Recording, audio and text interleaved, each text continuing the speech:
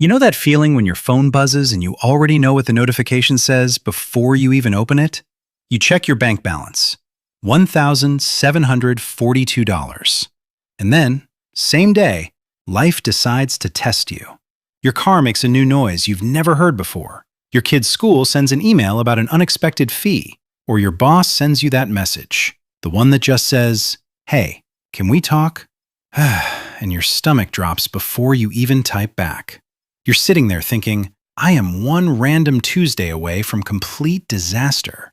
If that is you right now, if you're quietly praying nothing breaks because you don't have the money to fix it, this video is for you. Because today we're going to build an emergency fund in 60 days. And yes, even if you feel broke, even if you're thinking, what fund? I'm barely surviving. Stay with me. Because most people think building an emergency fund is something you do after you get your life together. I'm going to argue the opposite. You build an emergency fund so that you can get your life together. Welcome to WealthSimplify, where we make money simple enough for anyone to understand. Stick around and watch this whole video, because if you skip even one part, you will miss something important. While you are here, consider subscribing and giving this video a like. It tells the YouTube algorithm that you are serious about improving your money, and YouTube will start showing you more relevant content like this video that actually helps you succeed. You found this video for a reason, so make it count. It's not laziness, it's science. Before we get into the plan, there's something important you need to hear first. A lot of people say, I can't save until I make more money. And sometimes that's genuinely true. If you're choosing between rent and groceries, no budgeting trick changes the math. But here's what most people don't realize. Even when you can save something, your brain fights you. Not because you're lazy, not because you don't care, because your brain is hardwired for survival today, not stability later. When you're living paycheck to paycheck, your brain goes into what psychologists call scarcity mode. And scarcity mode does three things. It locks you onto immediate problems, it makes future risks feel abstract, and it pushes you towards small comfort purchases because you're stressed and your nervous system needs relief. Why telling someone who's barely keeping it together to just save 20% of your income is like telling someone who's drowning to try swimming better. So today we're doing something different. We're building a 60-day emergency fund using two things, simple math and psychology, because the math alone has never been enough. You're not alone, and that's exactly the problem. Let's put some numbers on this. Bankrate found that roughly 1 in 4 Americans, 24%, have zero emergency savings. Zero. The Federal Reserve reported that in 2024, only 55% of adults said they could cover 3 months of expenses from savings. And the American Psychological Association found that money is the #1 personal stressor for 64% of adults. If you feel anxious about money, you are extremely normal. The problem is widespread. And widespread problems don't get solved by telling people to try harder. They get solved by a system. Let's build yours. $600, 60 days. Here's why.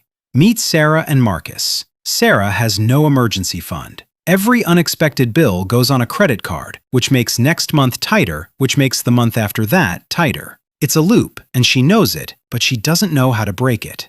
Marcus decided 60 days ago to start small. Not $10,000, not 3 months of expenses, just $600. Why $600? Because it's big enough to handle most random Tuesday problems. A flat tire, a small medical bill, a utility spike, but small enough to actually reach, even starting from almost nothing. $600 in 60 days is $10 a day. That's the math. Now, before you say you don't have $10 a day, we're not going to save $10 a day by suffering. We're going to build a system that finds $10 a day through a combination of plugging leaks, creating a small amount of extra income, and automating the habit so it doesn't depend on motivation. Because motivation runs out, systems don't. The 4-part sprint.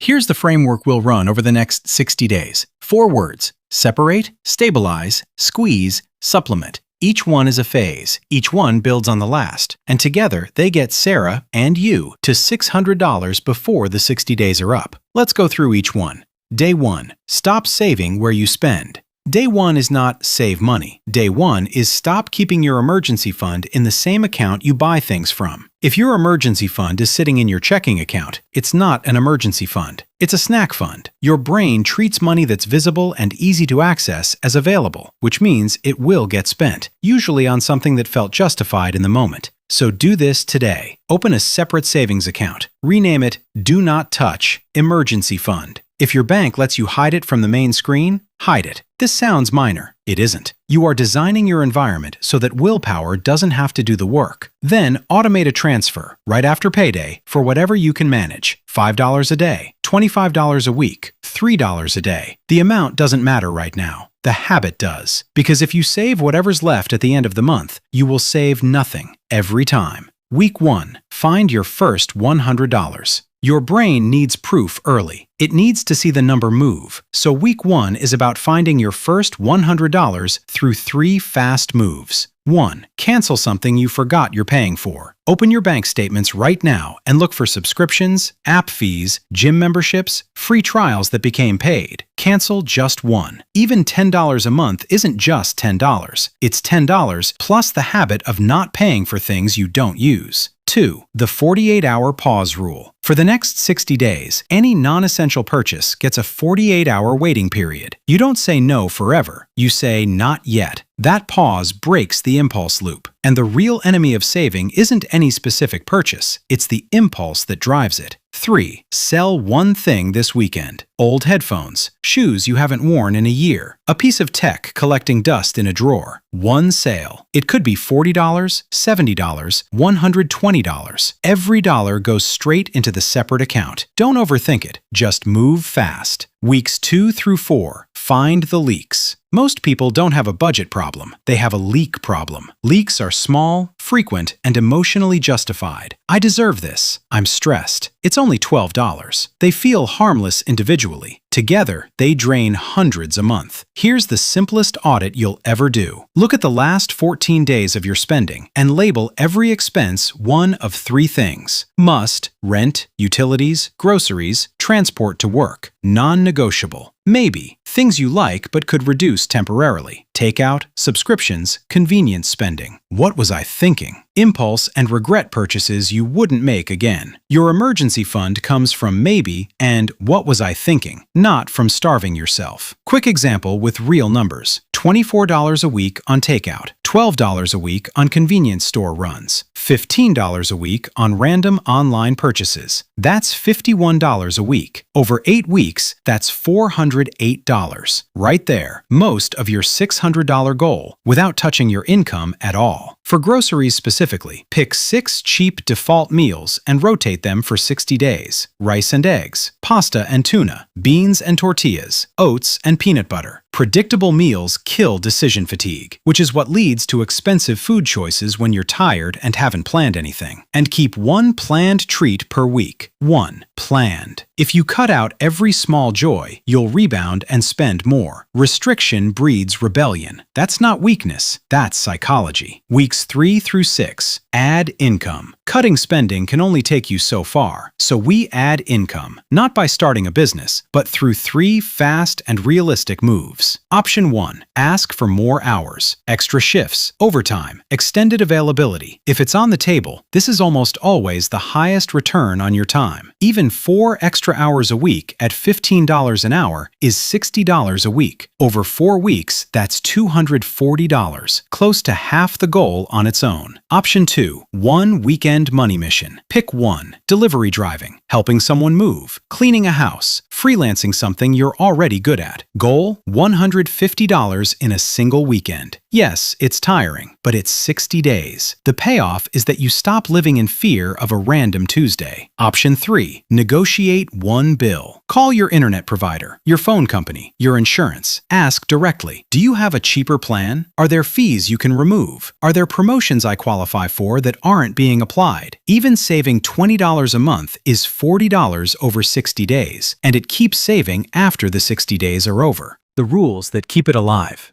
Building the fund is one challenge. Not spending it when your emotions spike is another. 2 rules that protect it. The emergency definition rule. An emergency is something that threatens your health, your housing, your ability to get to work, or your basic utilities. An emergency is not a sale, not a bad day, not boredom, not a trip you didn't plan. Write that down. Put it in your notes app right now, because in a stressed moment, everything feels like an emergency. The replace first rule. If you use the fund, refill it before you do anything else. If a real emergency costs you $120, your new first goal is to get that $120 back before anything else. This keeps the fund growing instead of slowly dying every time life happens. What happens when it works? Let's come back to Sarah. She wasn't careless. She was just stuck in the loop. Every unexpected bill went on a credit card. Every credit card payment made the next month tighter. She tried real budgets and failed because they were complicated and honestly depressing to look at. Then she did something simple. Separate account. Auto transfer of $5 a day right after payday. Sold a few things. Cut 2 subscriptions. Did 1 weekend gig. By day 30, she had around $320. Then her car needed a repair. Old Sarah would have put it on a credit card at 24% interest and spent the next 6 months digging out. New Sarah paid cash. And the thing she said afterwards stuck with me. It wasn't the $320. It was knowing I could handle it. That's the whole point. This isn't about becoming rich. It's about becoming someone that life can't knock over with a single Tuesday. Most people don't fail financially because they're irresponsible. They fail because they wait until they feel ready. And meanwhile, life keeps happening on its own schedule. Your emergency fund is not a luxury. It's not something you earn the right to have once you get to a certain income level. It's basic protection. Like a seatbelt, you don't wait for the crash to decide you should have been wearing one. So here is your move today. Right now, before this video ends, open a separate account. Set the smallest auto transfer you can actually sustain. Pick one fast win for your first $100. And then drop a comment below. Day 1 done, and the number you're starting with. Because when you say it out loud, it becomes real. And that first step matters more than you think. 60 days from now, you can still be the person quietly praying nothing breaks. Or you can be the person who handles a random Tuesday without panicking. That person is closer than you think. Subscribe to WealthSimplify for more videos like this, and we'll see you in the next one.